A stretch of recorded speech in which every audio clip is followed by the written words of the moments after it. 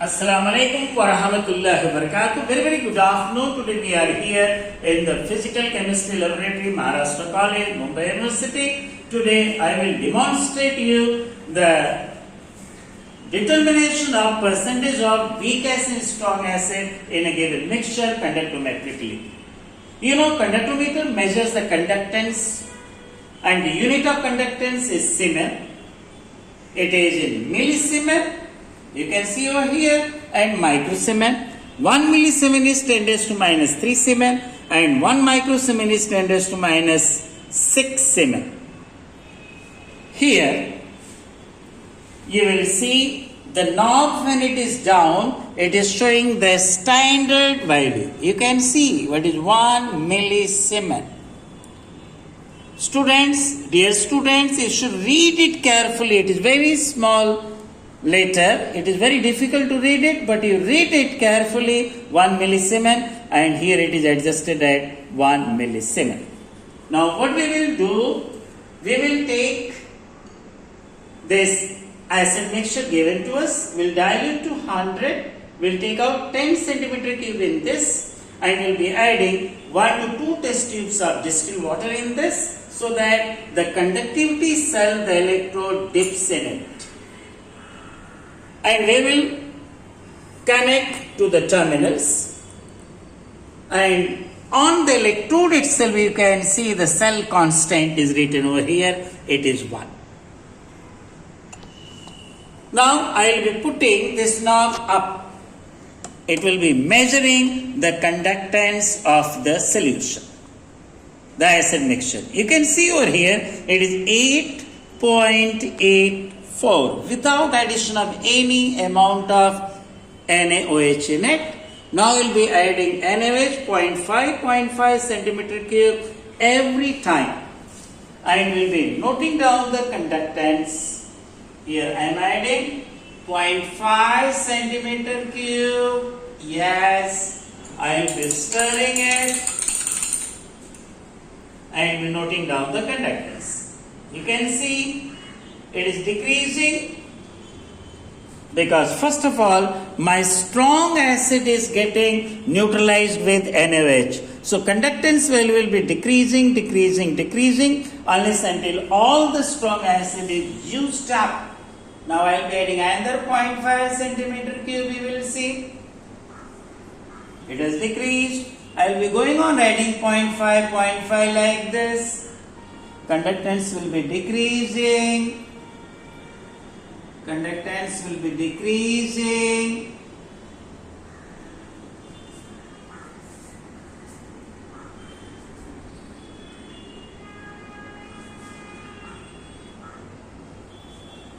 You can see at 6 centimeter cube, every time I will be stirring it.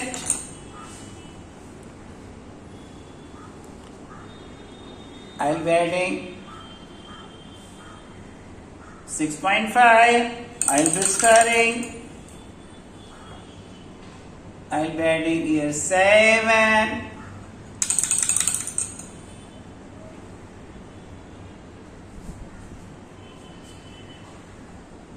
.5,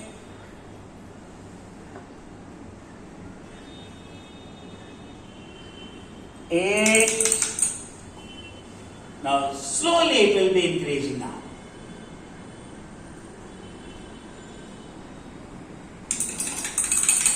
I've added 10 centimeter cube here.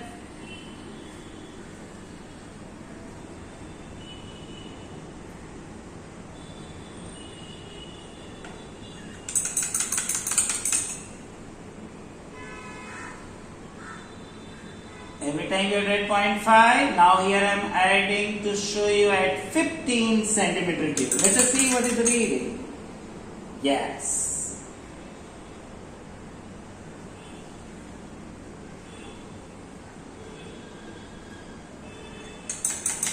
Stir it.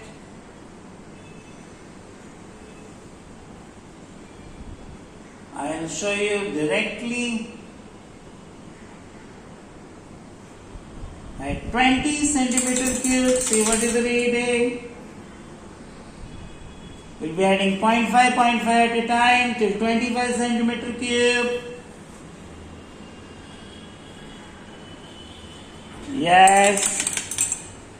You can see it is 21 centimeter cube solution, that is NaOH, sodium hydroxide added 0.1 normal, and you can see the conductance is 6.27 millisiemen. Here I am showing you now at 25. Yes.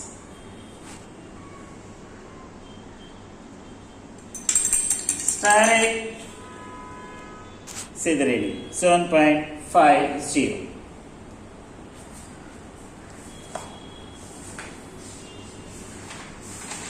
You might have seen, because first of all strong acid was getting used up, so conductance was decreasing, and after that when entire SC was used up, weak acid, acetic acid was getting used up, you saw that slowly it got increasing, and then after finding out the conductance, we'll plot a graph of conductance against the volume of sodium hydroxide added.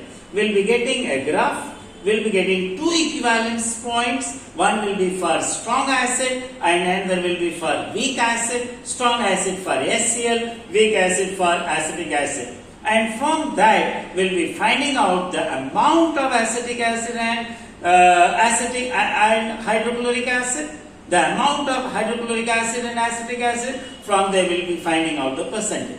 Now I'll show you how our student has done this year this experiment in our laboratory, that is the conductometric titration of this mixture of weak acid and strong acid. First of all, I will show you how beautifully the student has written the journal. Can you see over here the values? Because we got in millisiemen and we have to write in siemen. So that's why she has multiplied with 10 raised to minus 3. Because readings were in millisiemen, we have to write in siemen. So that's why it is 10 raised to minus 3. You can see over here, you can see the calculations over here, you can see the beautiful graph over here. Can you see here it is decreasing, then it is increasing, then steep rise in the conductance. And the point of intersection you can see is giving the first equivalence point, the second equivalence point. And from here the calculation and the percentage of strong acid, weak acid by volume and by weight.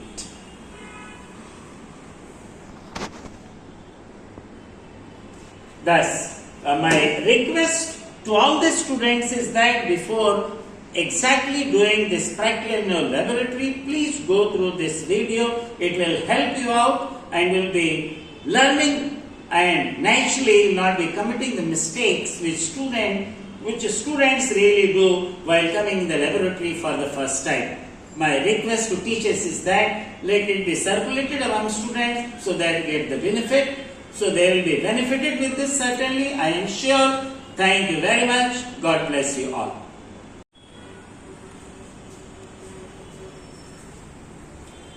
Assalamu alaikum wa rahmatullahi wa barakatuh. Very good afternoon. Today we all are here in the Physical Chemistry Laboratory, Maharashtra College, Mumbai University. Third year BSc experiments we are demonstrating here. Here today we are going to find out the number of electrons lost in the redox titration of ferrous ammonium sulfate with steric ammonium sulfate, or you can take steric sulfate. In this we are going to find out that how the redox system is coming into existence, where ferrous is getting oxidized to ferric and steric is getting reduced to Cs. Here, first of all, I will tell you regarding the potentiometer. This is our potentiometer here. I will put the power on. Nothing is happening. Students get confused. What has happened? but they fail to realize that there is a mains on. If I put it on, now it will become on. Here, earlier we used to use the glass rod to stir the solution. Now we are having a magnetic stirrer inside, you can see. And here is the magnetic platform. I put the magnetic stirrer on. See, it has started rotating. You might have studied in Ahamad nuclear magnetic resonance that how it is getting rotated and how it is performing a circular movement over here. Here you will see that is magnet is on, stirrer is on, solution is getting stirred. First of all, we will standardize this potentiometer. How will we standardizing it? You can look over here. This is the standard cell over here. There is in standard value. This is out the potential of the solution. Now you can see in very small letters it is written over here. You have to standardize to 1.018 volt. Now look here dear. I have put in standard cell in, the value is 1.018, means potentiometer is now standardized. Now our potentiometer is ready for use. We have been given ferrous ammonium sulfate solution in it. We diluted it to 100 centimeter cube with the distilled water. We shaked it and then after that we took out of it 10 centimeter cube in our 100 centimeter cube beaker. We added in this 4 normal sulfuric acid, 1 test tube, filled the burette with ceric ammonium sulfate. The ceric ammonium sulfate, this we are using. One can use the ceric sulfate also, but remember the molecular weight one has to be very careful with while preparing the solution. So we have used ceric ammonium sulfate, that solution 0. You can see very well 0.05 normal ceric ammonium sulfate. We have filled in the burette over here. Here the solution ferrous ammonium sulfate with sulfuric acid with magnetic stirrer. We have put a platinum electrode in this, connected to here. Look here, connect to the positive terminal, and in another beaker we have taken 25 to 50 centimeter cube of saturated KCl. We have put the calomel electrode. This is the reference electrode, this is the standard electrode, whereas this is the indicator electrode. We have joined both the solution by a salt bridge. This salt bridge I will show you how it is made.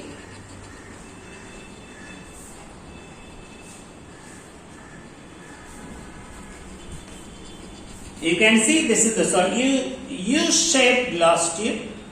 Rather than using agar salt bridge, that is the semi-solid jelly material, which becomes very difficult to remove it after the use. So therefore we have used the simplest type of salt bridge over here.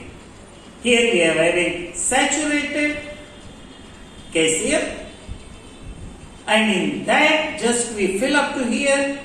We take a cotton, we soak with saturated KCl, we plug in this. Then come to that side, we fill with the dropper saturated KCl. Well in advance, we soak the cotton with saturated KCl and put in this. Now this is the salt bridge, the simplest and very easy to use, very easy to dispose. This salt bridge, what is the function of this salt bridge?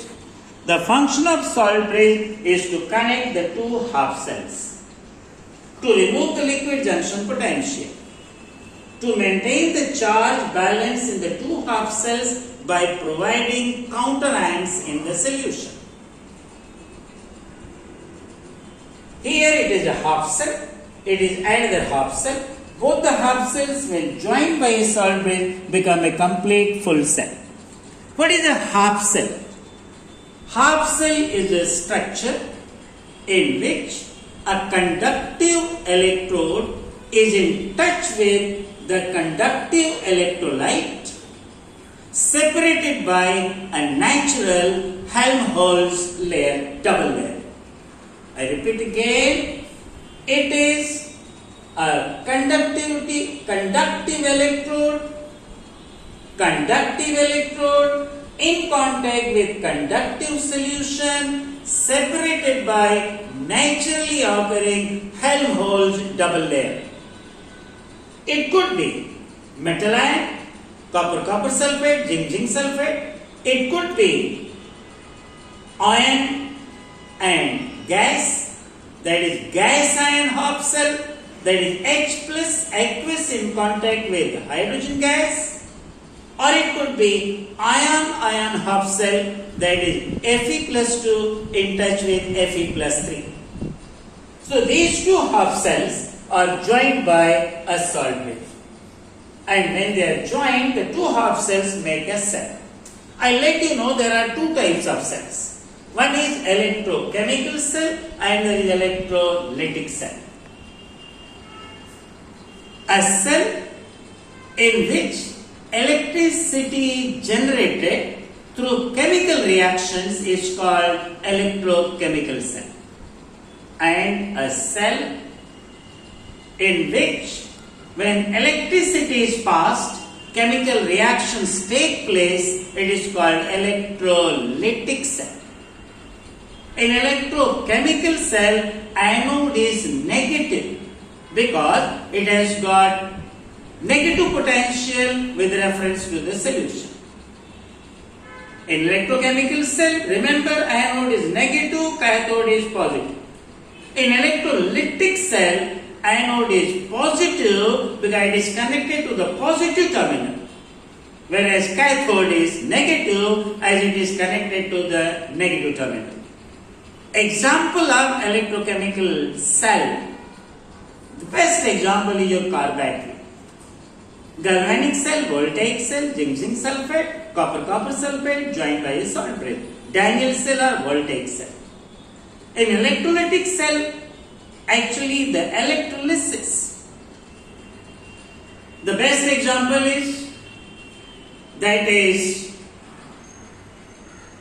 electroplating, that is copper, nickel, chromium, silver. And remember one thing, electrolysis of water into hydrogen and oxygen, that is called hydrogen fuel. It is very much in talk nowadays. Nitin Gadkari is talking about that hydrogen fuel and all that, and naturally it is very good thing. Everybody knows that pure water cannot be electrolyzed, but there are techniques how it can be made and the hydrogen fuel can be used and it will be a substitute for our conventional energy and all that. The most important point, in electrolysis we use DC current, direct current. Direct current, DC current, the beauty is that current flows in one direction constantly, it does not change. Because we know in electrolysis, negative ions are deposited on the cathode and positive ions are deposited on the negative ions. As we know in electrolysis, the negative ions are deposited on the anode and the positive ions are deposited on the cathode. Therefore, both the electrodes have to be permanently positive as well as negative. So in electrolysis, our anode should be positive throughout, our cathode should be negative throughout. And this is the reason why when you are using DC current, direct current, it gives a constant permanent polarity to both the electrodes. So anode remains positive, cathode remains negative, electrolysis takes place and ions are discharged or deposited on the respective electrodes. If we take AC, alternating current, then the polarity will keep on changing. electrode no longer will remain positive, no longer will remain negative. So in that case, the electrolysis cannot be done. Deposition will not be possible. Therefore, rather than using AC current, here we use DC current. Now let me tell you how the experiment we are going to carry out to find out the number of electrons involved in the redox titration of ferrous ammonium sulfate, in the redox titration of ferrous ammonium sulfate with ferric ammonium sulfate. We are given over here, as I told you, the ferrous ammonium sulfate solution sample. We diluted to 100. We took out 10 centimeter cube in our beaker. We took 1 test tube of 4 normal sulfuric acid in this. We have already put the magnetic stirrer. We have put the platinum electrode connected to the positive terminal here. You can see the red one. Red goes to red. And here this is the saturated KCl, in which I have dipped a calomel electrode, a reference electrode, a standard electrode. It is connected to the negative terminal. Both are joined together. See, lovely salt bridge which is connecting the two half cell, saturated KCl in the salt bridge. The salt bridge maintains the charge in both the half cells by providing counter ion. Here you will see standard value is 1.018 volt. I will be pressing here out. See carefully. Now this is the reading over here. Now I will be writing 0.5 centimeter cube.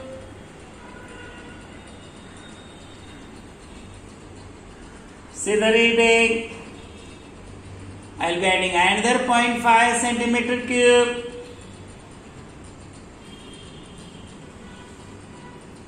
Every time you add 0.5 centimeter cube and record the constant reading over here.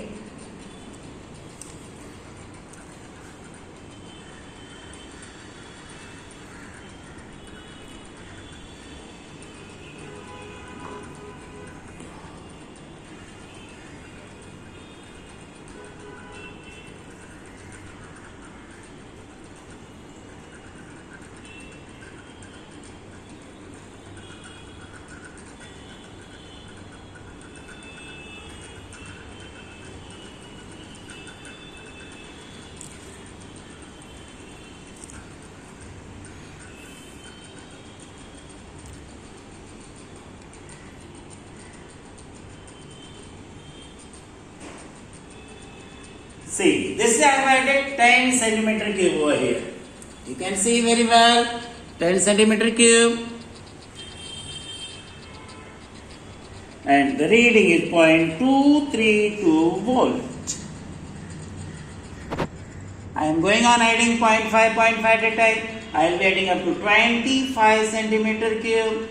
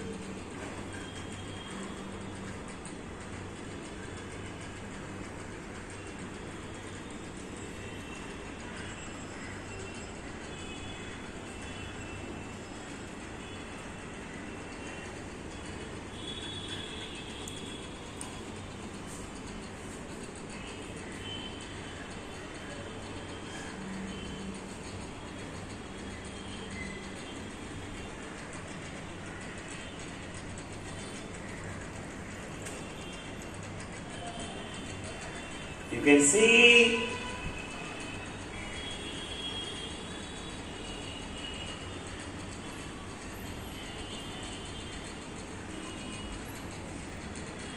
now I have added 20 centimeter cube of ferric ammonium sulfate, and you can see the reading over here It is increasing.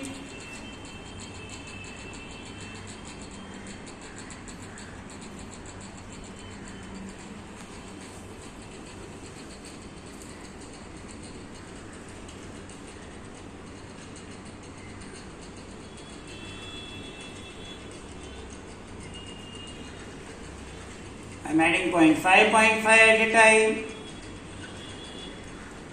I have reached at 22 centimeter cube here, 22.5 centimeter cube, 23 centimeter cube, 23.5, 24, 24.5, this is 25 centimeter cube. You can see it is 25 centimeter cube and it is 0.631. Got increased.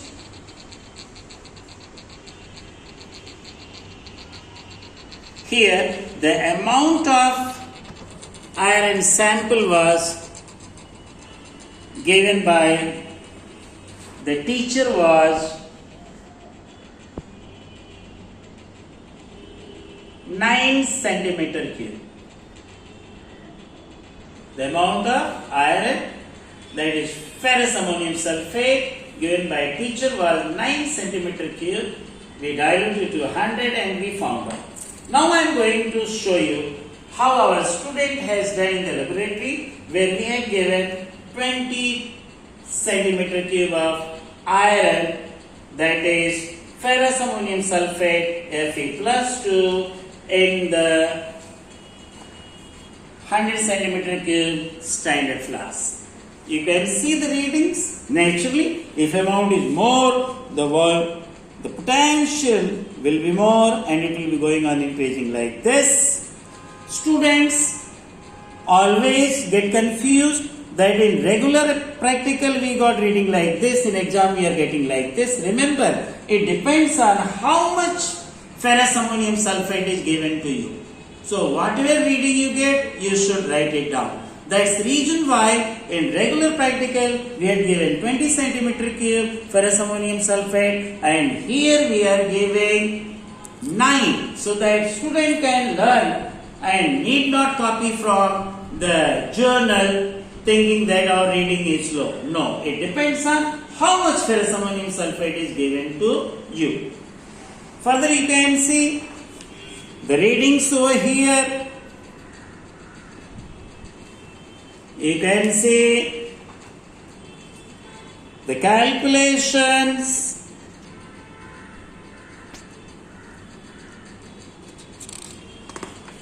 You can see the graph. The first graph is, that is EMF of the cell in volt against the volume of titrant, that is salic ammonium sulfate. You can see a beautiful S-shaped graph is coming. S-shaped, sigmoid shaped graph is coming over here. It is S-shaped curve is coming here. In this case, by parallel tangents method, we have extrapolated, and by half and half, we have found out the equivalence point. Second graph is first derivative delta E upon delta V against the volume of titrant. You see beautiful peak is coming, very sharp peak is coming. Both V1 and V2 will take the mean. And the third graph we will see, here it is E reduction against the activity of Fe plus 2, activity divided by activity of plus 3, activity of Fe plus 2, activity of Fe plus 3, activity of ferrous, activity of ferric, that is a reduction potential. Here it is a log of activity of ferrous and activity of ferric. You will get a wonderful, very nice graph. See, beautifully she has got a points over here, and after finding out the slope, you can see here the formula is, you can see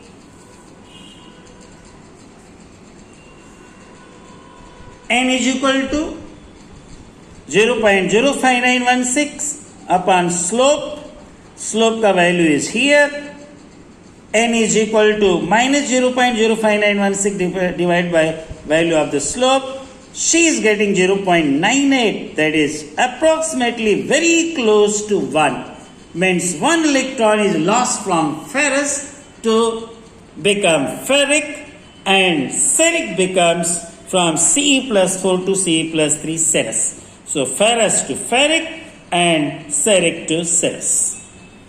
I am sure that students will take benefit of this, and before going in the laboratory doing their real practical, they will go through this video and learn and go in the laboratory and will take all these precautions. If they will take all these precautions, I am sure they will be getting nice result, excellent results. And I once again suggest that they should maintain the journal like this. See how beautifully this student has maintained the journal over here. Semester 5, semester 6. How nicely she has written. You can see a beautiful handwriting. And see the graph and excellence of presentation. So I am sure that all students will follow it, and I request my teacher community to share with the student so that they get benefit. Thank you very much. God bless you all.